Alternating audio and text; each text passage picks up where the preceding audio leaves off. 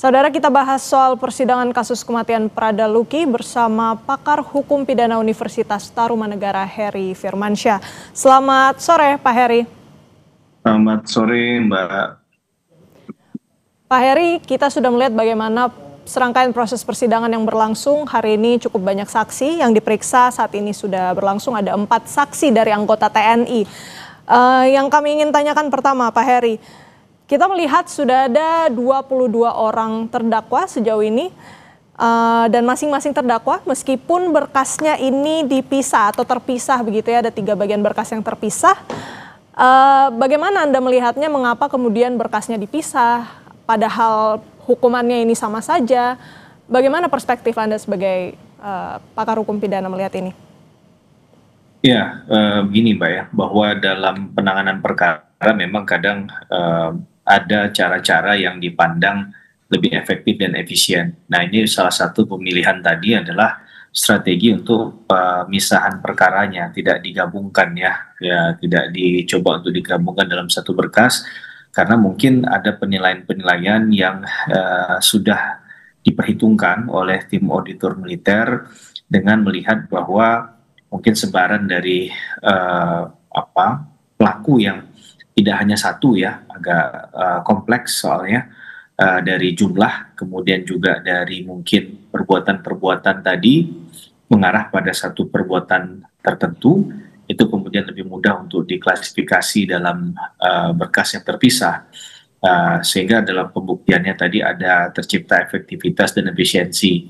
Saya rasa itu penilaian yang dijadikan sebagai parameter mengapa kemudian berkas tadi itu tidak disatukan tapi kemudian dibuat secara terpisah oleh tim penuntut umum, dalam hal ini adalah auditor militer gitu, Mbak. Baik Pak Heri, memang ada beberapa pertimbangan atau penilaian mungkin yang sudah ditetapkan oleh auditor militer begitu. Namun kita melihat dalam daftar terdakwa ini dari 22 terdakwa ada 1, yakni Komandan Kompi, yang selain dijerat dengan pasal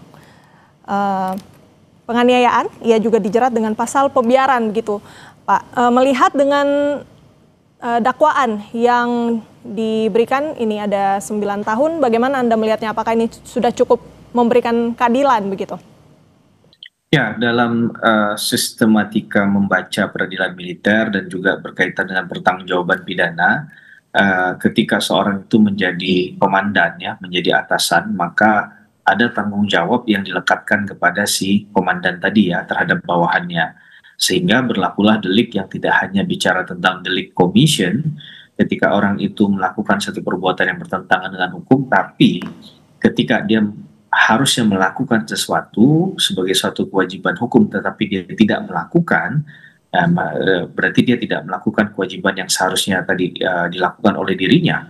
Ini pun kemudian bisa dikenai pidana. Maka dalam konteks persidangan di kemarin dan mungkin juga hari ini banyak yang hal tersebut coba untuk digali lebih jauh oleh tim auditor militer tadi ya, bagaimana katakanlah mereka yang punya posisi atau status kedudukan yang secara kepangkatan tinggi tadi hanya berdiam diri misalnya, tidak melakukan apapun untuk melakukan pencegahan ataupun untuk menghentikan kegiatan yang ujungnya ternyata akhirnya menghilangkan nyawa dari korban, yaitu Prada Luki ya. Jadi ini yang kemudian dikenakan kepada si atasan tadi, si komandan tadi, karena seharusnya dalam kacamata militer orang yang memiliki secara kepangkatan tinggi tadi kan sangat mudah untuk memerintahkan pihak lain yang di bawah dari kepangkatannya dia untuk kemudian mengikuti perintahnya, termasuk untuk menghentikan hal-hal yang seharusnya memang harus dihentikan dari awal, dan kalau dihentikan dari awal mungkin tidak akan terjadi hal-hal tidak diinginkan seperti ini. Nah, ini dalam konteks itu tadi saya menjelaskannya. Kemudian berkaitan dengan ketentuan pasal 131 KUHPM, memang kalau disandingkan dengan KUHP di luar dari peradilan militer, yaitu peradilan umum, memang rasa-rasanya ancaman pidananya lebih tinggi ya, 9 tahun penjara, sedangkan di KUHP biasa itu kan hanya 7 tahun penjara di pasal 351 yang mengakibatkan kematian penganiayaannya.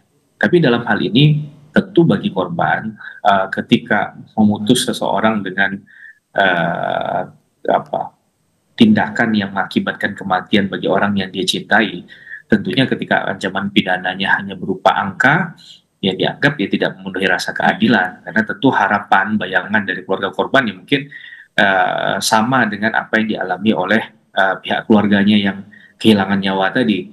Karena memang dalam pasal 6 KPM, kalau saya tidak salah mencatat, memang ada salah satunya pidana maksimal itu pidana mati misalnya. Tapi kan ini tidak dikenakan misalnya dengan ketentuan KUHP yaitu pasal 340 misalnya pembunuhan berencana, karena memang hanya diarahkan ke pembunuhan unsurnya di 131 KUHPM. Selanjutnya menggunakan ketentuan dengan junto pasal 55 KUHP yaitu misalnya adanya penyertaan atau daleming, karena di sini ada pelakunya yang tidak hanya satu orang, Mbak, tapi lebih dari satu orang. Jadi itu tanggapan saya. Baik, memang tentu yang disayangkan juga, maka dari itu auditor militer memang sedang cukup banyak begitu yang menggali terkait dengan peran dari Komandan Kompi Prada Luki. Pak Heri, mari kita kembali membahas soal persidangan kasus kematian Prada Luki. Ini masih terus berlangsung ya Pak Heri, namun yang kami ingin tanyakan sebenarnya ini terkait dengan balik lagi ke 22 orang terdakwa ini. Sebenarnya dari LPSK sendiri ini mendorong adanya justice collaborator. Kalau yang Anda lihat dari sepanjang sidang ini berlangsung sampai hari ini, seberapa besar Pak peluang akan ada yang bisa menjadi justice collaborator? Ya, tentu kita harus memahami dulu apa itu justice collaborator ya, bahwa justice collaborator itu adalah satu, dia pelaku juga, tapi bukan sebagai pelaku utama di situ ya. Yang kedua, dia memberikan informasi yang bisa menguak ya, dan sangat penting sifatnya untuk membongkar ya, dan mengetahui perkara yang sedang diproses tadi. Maka dengan dasar itu kemudian bisa dikatakan sebagai justice collaborator. Dan tentu masing-masing pihak dalam hal ini terdakwa berupaya secara maksimal untuk bisa menjadi atau terseleksi sebagai seorang justice collaborator, karena ada hadiahnya Mbak Renata, yaitu dia dapat keringanan ataupun hukuman yang paling ringan di antara yang lain. Nah, tentu dengan harapan-harapan semacam itu kan semua orang akan berupaya ya secara maksimal, sehingga harus dipilah-pilih mana ikhtiar yang memang memenuhi kualifikasi tadi secara benar, mana yang hanya berupaya saja begitu kan untuk memperoleh katakanlah keuntungan privilege dari justice collaborator tadi. Dan sehingga keterangan-keterangan tadi kalau sifatnya hanya umum saja, kemudian tidak menjelaskan secara detail perkaranya, siapa melakukan apa, dan itu benar-benar dibuktikan dengan pengetahuan dari saksi tadi dan dengan kerelaannya memberikan informasi tadi, saya rasa tidak harus terburu-buru juga memberikan justice collaborator. Kita ingat dulu kalau nggak salah di kasus Sambo ya, ada JC juga itu yang diajukan oleh Eliezer. Itu kan juga harus ada pertimbangan hukum nanti oleh hakim apakah memang kualifikasi tadi terpenuhi oleh orang yang mengajukan permohonan sebagai JC tadi. Jadi harus diuji kembali juga Mbak Renata, kira-kira begitu. Para saksi terdakwa. Saudara, kita kembali bahas persidangan kasus kematian Prada Luki bersama pakar hukum pidana Universitas Tarumanegara Heri Firmansyah. Pak Heri, kita lanjutkan lagi perbincangan kita ini terkait dengan permintaan keluarga Prada Luki. Jadi sejauh ini yang kita ketahui bahwa keluarga Prada Luki ini meminta agar para pelaku dihukum seberat-beratnya, yaitu hukuman mati. Jadi pemecatan ditambah dengan hukuman penahanan maksimal. Dari Pak Heri sendiri nih, memungkinkan tidak dengan fakta persidangan yang sudah terungkap sejauh ini? Karena tadi juga sudah diperiksa begitu ya, ada 2 saksi dokter begitu yang mengungkapkan luka-luka yang ada di tubuh Prada Luki. Apakah ini sudah cukup menguatkan begitu fakta persidangan sejauh ini untuk akhirnya nanti pada saat putusan hukuman yang dapat diberikan ini bisa memenuhi permintaan dari keluarga Prada Luki? Ya, kalau saya menilainya dalam kaidah hukum acara pidana, dalam beracara itu kan dasarnya adalah dakwaan semua Mbak. sampai pada nanti pembuktian di persidangan, sampai pemeriksaan di pengadilan dan juga putusan itu akan mengerucut pada dakwaan. Nah, kalau saja dakwaannya tadi tidak menyinggung pasal yang memuat ketentuan sanksi pidana maksimal yaitu pidana mati, bagaimana kemudian nanti hakim memutusnya, kan begitu. Karena itu menjadi tidak ada pegangan dari hakim dalam hal memutus berkaitan dengan katakanlah perbuatan yang disangkakan kepada para terdakwa. Karena ini kan dasar untuk mereka juga membela diri, gitu ya. Kemudian terjadinya perdebatan, konfrontasi, konfirmasi di ruang persidangan. Jadi kalau seandainya tadi di awal sudah tidak menyinggung sama sekali pasal yang bicara tentang pidana maksimal itu pidana mati, sedangkan ancaman sanksinya hanya 9 tahun, rasa-rasanya menurut saya yang paling mungkin adalah nanti putusannya tidak jauh dari dakwaan tersebut. Karena hakim juga dalam mengambil putusan kan juga harus berlandaskan pada katakanlah perdebatan di awal ya mengenai apa yang ingin dibuktikan berkaitan dengan kesalahan yang dituduhkan dilakukan oleh para terdakwa tadi. Jadi itu jawaban saya kira-kira Mbak Renata. Baik, Pak Heri, jadi memang menurut Anda ini agak sulit begitu ya jika tidak disinggung sejak awal dakwaan untuk kemudian bisa memenuhi permintaan dari keluarga Pradaluki.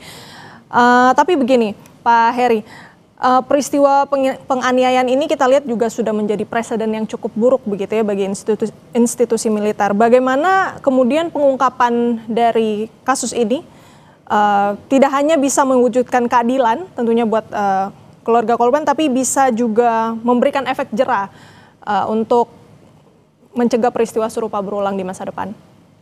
Ya, sebelumnya nyambung ke pertanyaan sebelumnya Mbak Renata ya, bahwa tentunya keluarga korban kita bisa pahami ingin hukuman yang maksimal bagi para pelaku ya untuk menimbulkan keadilan bagi korban yang sudah tidak mungkin berjuang terhadap apa yang sudah ia terima ya, karena korban sudah meninggal dunia. Nah, terkait dengan ke depan adanya efek jera yang ingin ditimbulkan, menurut saya memang harus mungkin difikirkan kembali ya revisi terhadap KHPM-nya tadi untuk mengatur masalah persoalan ketentuan yang sudah diatur sebenarnya juga ada di pasal 65 ayat 2 kalau saya nggak salah, bahwa anggota militer juga bisa tunduk kepada aturan di peradilan umum. Nah, ini mungkin dimungkinkan terhadap kasus-kasus semacam ini diancamkan nanti pidananya bisa maksimal ya, tentunya bukan memaksakan ya, sesuai dengan perbuatan yang dilakukan. Karena kalau kita lihat dalam kasusnya korban Pradaluki ini kan siksaannya juga luar biasa. Nah, masalahnya kan terbentur culture yang dibangun ya oleh orang sipil dan non sipil tadi. Apakah hal-hal semacam ini dalam hal memberikan pembelajaran itu patut atau tidak, harus ada batasan tertentu atau tidak, atau memang tidak ada batasannya, tidak ada aturannya. Nah, kalau tidak ada aturannya, ini bisa berpotensi ya, saya katakan, tentu kita tidak harapkan akan timbul Pradaluki lain yang sebenarnya beresiko terhadap hal semacam ini. Kalaupun tidak, minimal apakah ada dokter-dokter misalnya atau orang-orang kesehatan yang ditempatkan di katakanlah tempat kedinasan militer tadi, sehingga kalaupun nanti terjadi satu hal yang tidak diinginkan, itu bisa dilakukan pertolongan yang maksimal, sehingga bisa meminimalisir hal-hal yang tidak diinginkan tadi ya, terutama berkaitan dengan hilangnya nyawa seseorang.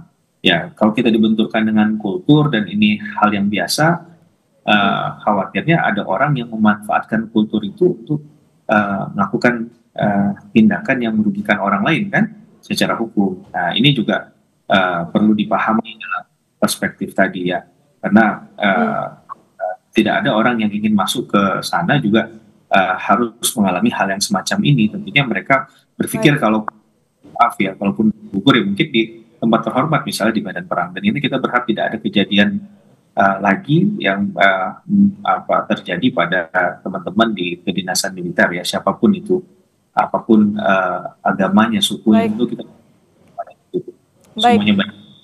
Baik, pidana maksimal yang tentunya diharapkan. Pak Heri, terima kasih banyak atas analisisnya. Pakar Hukum Pidana Universitas Tarumanegara Heri Firmansyah, terima kasih atas pernyataannya.